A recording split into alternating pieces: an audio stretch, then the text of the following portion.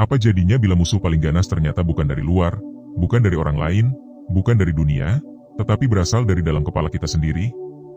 Seseorang bisa hidup dalam ruangan yang nyaman, dengan makanan cukup, pekerjaan baik, bahkan keluarga yang mendukung, tapi tetap merasa hancur. Bukan karena apa yang ia miliki kurang, tapi karena cara pikirnya sendiri telah menjebaknya. Pikiran negatif yang tak disadari telah tumbuh seperti benalu, menyerap energi, menjatuhkan harga diri, dan membisikkan narasi-narasi yang salah tentang hidup. Jika kamu mengklik video ini hari ini, mungkin bukan karena kebetulan. Bisa jadi karena ada bagian dari dirimu yang lelah. Bukan lelah secara fisik, tapi lelah secara batin. Kamu mungkin sedang mencari sesuatu yang bisa dijadikan pegangan. Bukan motivasi instan, bukan euforia sesaat, tapi pemahaman yang rasional dan tenang.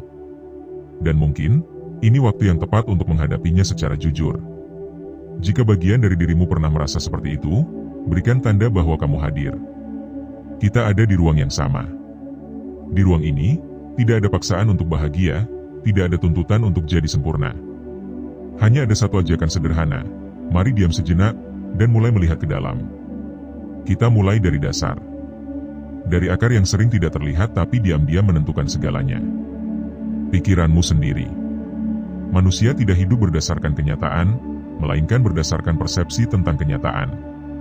Dua orang bisa mengalami hal yang sama, tapi satu merasa tenang, yang lain merasa hancur. Bedanya bukan pada kejadian, tapi pada tafsir. Inilah yang diajarkan Stoicisme sejak berabad lalu. Epictetus mengatakan, bukan kejadian yang menyakiti manusia, melainkan pendapatnya tentang kejadian itu. Maka mari kita bertanya jujur, sudah berapa lama kamu percaya pada suara-suara di kepalamu tanpa pernah mengeceknya kembali? Suara yang bilang kamu gagal, kamu tertinggal, kamu tidak cukup baik, atau kamu tidak pantas untuk bahagia. Suara itu terdengar seperti kenyataan. Padahal, ia hanya pendapat. Dan belum tentu benar. Pikiran negatif punya satu sifat, ia muncul bukan untuk membuatmu sadar, tapi untuk membuatmu takut. Dan saat kamu takut, kamu berhenti bergerak. Kamu ragu melangkah. Kamu mulai mengurung diri dalam batasan yang kamu buat sendiri. Ini bukan hanya soal perasaan buruk. Ini tentang narasi internal yang tanpa sadar membentuk keputusan hidupmu, pilihan relasimu, hingga cara kamu melihat dunia. Bayangkan dirimu seperti kapal. Pikiran negatif adalah jangkar. Sebesar apapun layar terbentang, selama jangkar tertancap, kapal tidak akan bergerak. Maka sebelum bicara soal arah hidup, sebelum mengejar ketenangan atau produktivitas, ada satu tugas awal yang tak bisa ditunda.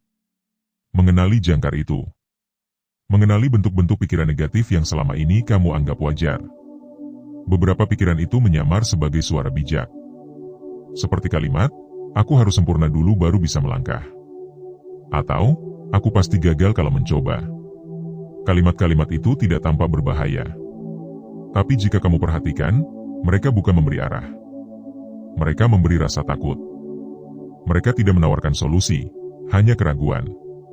Itulah mengapa, mengenali pikiran negatif bukan soal menilai dirimu buruk.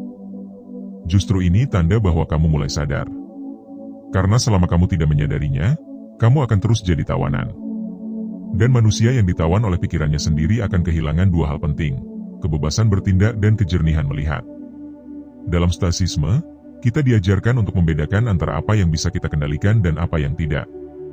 Pikiran yang muncul spontan seringkali berada di luar kendali. Tapi penilaian atas pikiran itu adalah tanggung jawab kita. Jika sebuah pikiran datang dan membuatmu merasa kecil, kamu bisa memilih untuk percaya atau mengabaikannya. Memiliki pikiran negatif tidak membuatmu lemah. Tapi percaya sepenuhnya pada pikiran itu tanpa menyaringnya, disitulah jebakan bermula. Banyak dari kita menyangka bahwa kita harus merasa positif setiap waktu. Ini kesalahan umum. Karena dalam kenyataannya, otak kita secara biologis memang cenderung memperhatikan ancaman, rasa sakit, dan kemungkinan buruk. Ini disebut bias negatif. Ia diciptakan untuk membuat manusia bertahan hidup di masa lalu. Tapi di masa kini, bias itu justru membuat kita terus berjaga, terus khawatir, dan lupa bahwa banyak hal baik sedang berlangsung. Kamu tidak salah karena merasa cemas. Kamu tidak gagal karena kadang merasa rendah diri. Tapi kamu punya tanggung jawab untuk tidak membiarkan rasa itu jadi penentu arah hidupmu. Di bagian ini, mari kita ajak diri kita jujur. Bukan untuk menilai, tapi untuk memahami. Apakah kamu selama ini hidup berdasarkan suara yang rasional, atau suara yang menghakimi? Jika kamu merasa bahwa kamu sering mempercayai narasi negatif tanpa bukti, ini saat yang tepat untuk mulai bertanya. Bukan bertanya pada orang lain, tapi pada dirimu sendiri. Apakah semua pikiran itu benar? Apakah kamu sedang mendengarkan suara realitas, atau hanya gema dari ketakutan lama yang belum selesai? Seringkali, kita tidak perlu lawan untuk kalah. Pikiran kita sendiri sudah cukup membuat kita mundur. Tapi jika pikiran bisa menjatuhkan, maka ia juga bisa jadi alat untuk membangun. Dan langkah pertama untuk membangunnya adalah dengan mengenali suara-suara lama yang tak lagi relevan. Suara dari masa lalu yang mungkin pernah dibenarkan, tapi kini hanya menjadi beban. Inilah kenapa kita perlu menyadari bahwa pikiran negatif bukan musuh yang harus dibenci. Ia adalah informasi mentah yang belum tentu benar. Ia datang tanpa diundang, dan kamu punya pilihan untuk tidak menyajikannya minuman. Kamu boleh duduk bersamanya, mendengarnya sebentar, lalu berkata, "Terima kasih, tapi aku tidak butuh kamu hari ini." Bayangkan sejenak, bagaimana hidupmu jika kamu tidak lagi terlalu mempercayai semua yang terlintas di pikiranmu. Mungkin kamu akan lebih ringan melangkah. Mungkin kamu tidak akan terlalu keras menilai diri sendiri. Dan mungkin, kamu akan mulai membuka pintu pada kemungkinan-kemungkinan baru yang sebelumnya terasa mustahil. Maka sebelum kita melangkah ke bagian 2 nanti, mari tanamkan satu hal sederhana. Kamu bukan pikiranmu. Kamu adalah kesadaran yang bisa memilih. Dan jika kamu bisa memilih, maka kamu bisa perlahan mengubah arah. Untuk kamu yang masih bersama sampai detik ini, itu tanda bahwa kamu sedang tidak lagi ingin jadi tawanan. Kamu sedang belajar menjadi pengamat. Dan disinilah segalanya dimulai. Pada bagian berikutnya, kita akan melangkah lebih dalam. Bukan untuk melawan pikiran negatif, tapi untuk menghadapinya. Tanpa dramatisasi. Tanpa euforia. Tapi dengan akal sehat, ketenangan, dan keberanian yang lahir dari pengertian. Sampai jumpa di bagian 2. Tetap di sini, tetap hadir, dan tetap bertanya dalam diam. Karena kadang, suara paling jernih datang dari ketenangan yang paling dalam. Jika kamu masih di sini, artinya ada bagian dalam dirimu yang siap menghadapi sesuatu yang selama ini mungkin kamu hindari. Bukan karena kamu lemah, tapi karena kamu sudah terlalu sering diajari untuk berlari dari rasa tak nyaman. Kamu hidup di dunia yang terlalu cepat menyuruhmu kuat, padahal yang kamu butuh justru ruang untuk memahami. Di bagian sebelumnya, kita sudah sama-sama menyadari bahwa pikiran negatif bukan musuh, melainkan suara mentah dalam kepala yang belum tentu benar. Dan di bagian ini, kita akan melangkah sedikit lebih jauh. Bukan dengan marah, bukan dengan semangat kosong, tapi dengan keberanian yang lahir dari pemahaman.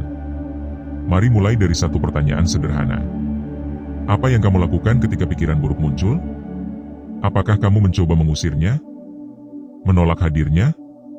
Mengalihkan diri dengan hal-hal yang lebih menyenangkan? Jika ya, kamu tidak sendiri. Itu reaksi yang umum.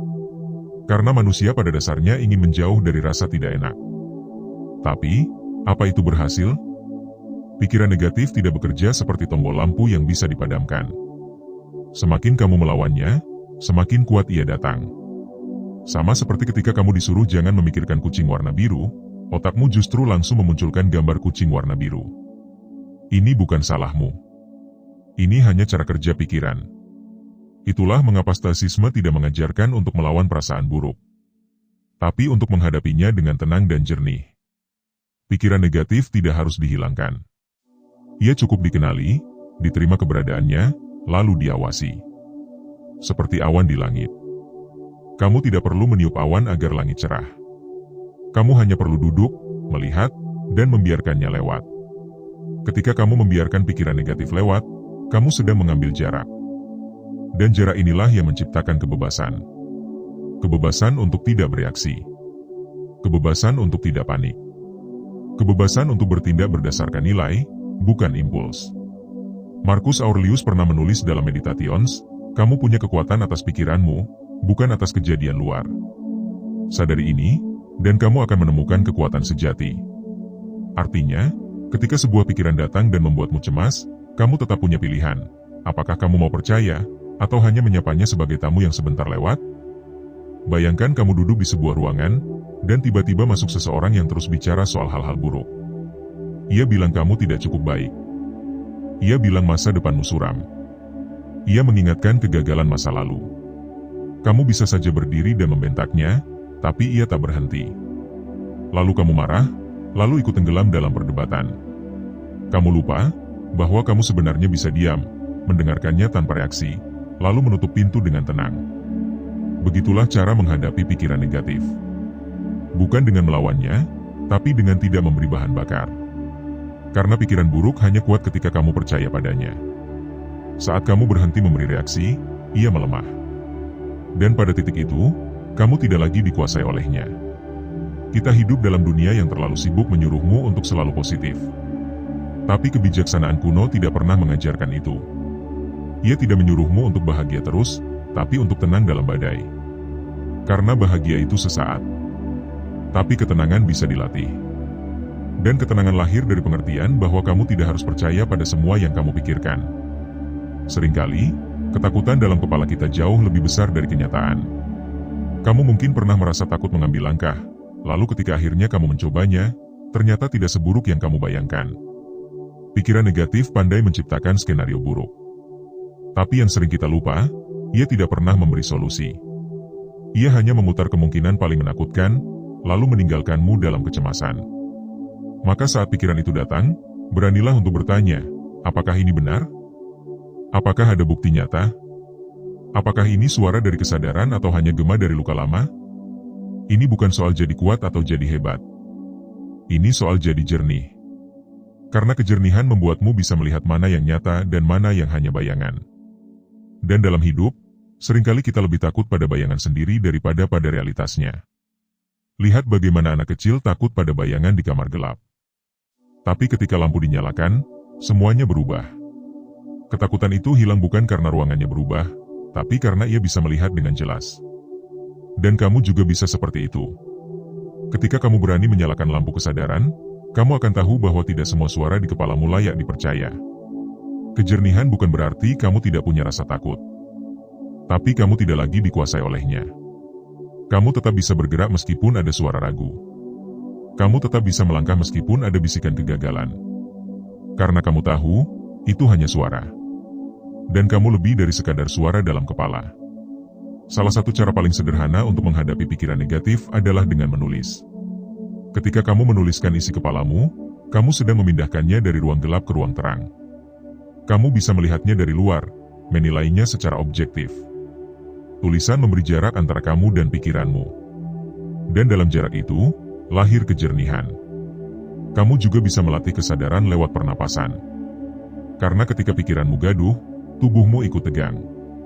Tapi ketika kamu menarik napas perlahan, kamu sedang memberi sinyal ke otak bahwa semuanya aman. Dan ketika tubuh merasa aman, pikiran negatif tidak punya tempat untuk tumbuh.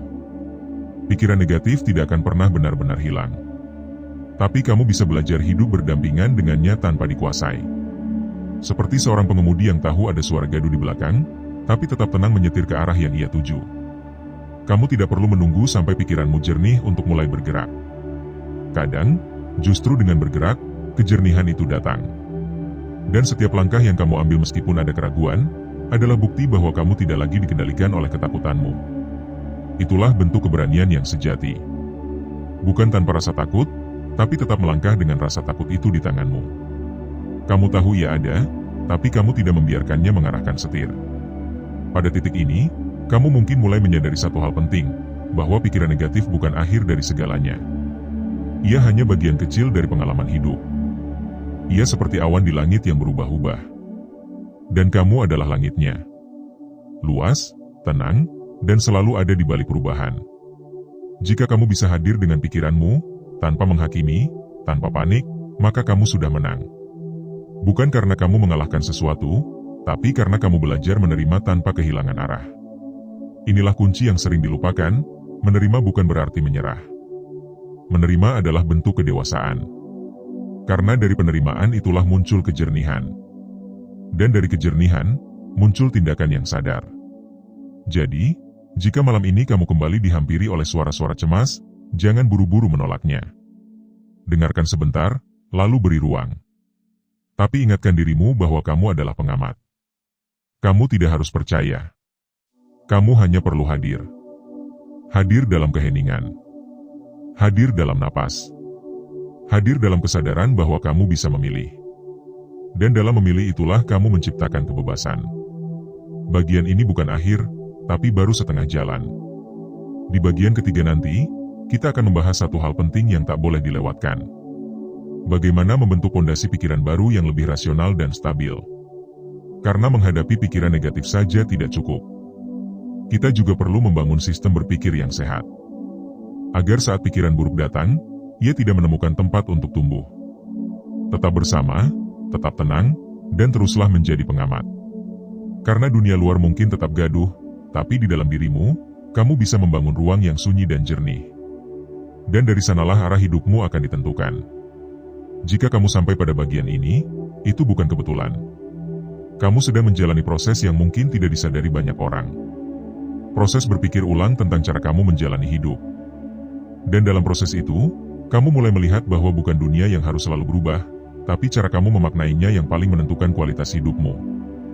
Di bagian sebelumnya, kita sudah membahas bagaimana cara mengenali dan menghadapi pikiran negatif tanpa melawannya secara impulsif. Sekarang, kita akan melangkah lebih dalam ke fondasi yang perlu dibangun agar pikiranmu tidak mudah goyah saat hidup mulai berguncang. Seseorang yang berhasil mengelola pikirannya bukanlah orang yang tak pernah memiliki pikiran buruk. Tapi mereka yang sadar penuh bahwa pikirannya adalah alat, bukan penguasa. Mereka belajar membangun struktur batin yang stabil, bahkan ketika situasi di luar tidak pasti. Dan struktur itu dibangun bukan dari motivasi sesaat, tapi dari prinsip dan latihan yang konsisten. Mari mulai dari satu hal yang paling sering dilupakan. Kamu adalah arsitek dari makna yang kamu berikan pada hidupmu. Dua orang bisa mengalami peristiwa yang sama, tapi bisa memberi makna yang sangat berbeda. Satu orang bisa merasa hancur, satu lagi bisa tumbuh kuat. Perbedaan bukan pada kenyataannya, tapi pada cara berpikirnya. Epictetus, seorang filsuf stoik yang hidup dalam perbudakan, pernah berkata, bukan kejadian yang menyakitkan kita, tapi penilaian kita terhadap kejadian itu. Dalam kata lain, kamu selalu punya ruang kecil untuk memilih makna, bahkan ketika tidak bisa memilih peristiwa. Inilah dasar dari pikiran yang tangguh, kesadaran bahwa kamu punya kekuasaan atas bagaimana kamu merespon. Dan kekuasaan itu harus dilatih. Sama seperti otot, pikiran rasional perlu diasah lewat kebiasaan yang tenang, reflektif, dan konsisten. Salah satu cara terbaik untuk melatihnya adalah dengan journaling. Tuliskan apa yang kamu pikirkan, rasakan, dan hadapi. Tapi jangan berhenti di sana. Lanjutkan dengan bertanya, apakah pikiran ini rasional? Apakah ini berdasarkan fakta atau hanya asumsi? Apa respon yang bisa saya ambil tanpa kehilangan nilai saya? Dengan menulis, kamu menciptakan ruang antara stimulus dan respon. Dan ruang itulah tempat lahirnya kebebasan berpikir. Karena dalam jeda itu, kamu bisa mengubah reaksi menjadi keputusan. Pikiran negatif sering muncul dalam bentuk keyakinan yang tidak diuji. Misalnya, saya selalu gagal, atau saya tidak layak dicintai. Keyakinan semacam ini bukan kebenaran objektif, tapi kesimpulan emosional yang lahir dari pengalaman masa lalu.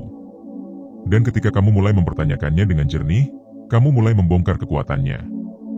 Langkah pertama adalah mengubah pertanyaanmu. Dari kenapa saya selalu gagal? Menjadi apa yang bisa saya pelajari dari kegagalan ini? Dari kenapa hidup tidak adil? Menjadi apa yang bisa saya lakukan meski hidup tidak berjalan sesuai harapan? Perubahan bahasa kecil ini menggeser arah pikiranmu dari pasif menjadi aktif. Dari keluhan menjadi kekuatan. Kita juga bisa belajar dari kebijaksanaan stoik dalam melihat hidup secara menyeluruh, bukan hanya dari satu titik waktu. Dalam jangka pendek, kamu mungkin merasa hancur. Tapi jika kamu melihat hidup sebagai rangkaian waktu yang panjang, apa yang terasa berat hari ini bisa jadi hanya bagian kecil dari proses pembentukan dirimu. Lihatlah kehidupan seperti sungai. Airnya terus bergerak. Ada arus yang tenang, ada yang deras. Ada bebatuan, ada lekukan tajam. Tapi sungai tetap mengalir. Kamu adalah bagian dari aliran itu. Tidak ada yang statis. Perasaan buruk yang kamu rasakan saat ini, pikiran gelap yang mengganggumu, semuanya akan berlalu. Yang penting adalah bagaimana kamu tetap jernih di tengah arus. Pikiran yang tangguh bukan berarti tidak pernah jatuh. Tapi ia punya sistem untuk bangkit. Dan sistem itu lahir dari prinsip yang dipegang teguh. Salah satu prinsip penting dalam stoicisme adalah dikotomi kendali. Memahami mana yang bisa dikendalikan, dan mana yang tidak. Fokus pada yang bisa kamu atur, lepaskan yang di luar kuasamu. Jika kamu bisa membedakan dua hal itu setiap hari, kamu akan merasakan ketenangan yang berbeda. Kamu berhenti mencoba mengatur cuaca, dan mulai membawa payung. Kamu berhenti mengeluh tentang orang lain, dan mulai mengatur responmu. Kamu berhenti terjebak dalam pikiran seandainya, dan mulai hadir dengan apa yang nyata. Membangun pikiran yang rasional juga berarti membangun kebiasaan refleksi harian. Cukup 5 menit sebelum tidur.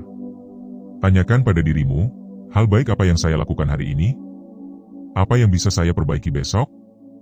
Apakah saya bereaksi dengan tenang atau terburu-buru? Latihan seperti ini tidak akan langsung mengubah hidupmu. Tapi jika kamu melakukannya setiap hari, ia akan membentuk karakter baru dalam dirimu. Dalam dunia yang penuh kebisingan, refleksi adalah bentuk keberanian. Kamu berhenti sejenak untuk tidak terjebak dalam arus. Dan dalam keheningan itulah, pikiranmu mulai bekerja dengan jernih. Kita sering mengejar perubahan besar. Padahal perubahan besar selalu dimulai dari keputusan kecil yang dilakukan berulang kali. Kamu tidak perlu mengubah segalanya dalam semalam. Tapi kamu bisa memilih satu langkah kecil hari ini. Misalnya, memilih untuk tidak percaya begitu saja pada suara negatif dalam kepala. Atau memilih untuk diam sejenak sebelum bereaksi. Lama-lama, keputusan kecil ini menjadi fondasi. Dan fondasi inilah yang akan menopangmu ketika badai datang. Karena dunia tidak akan selalu ramah. Tapi jika kamu punya sistem berpikir yang kuat, kamu bisa tetap tenang dalam guncangan.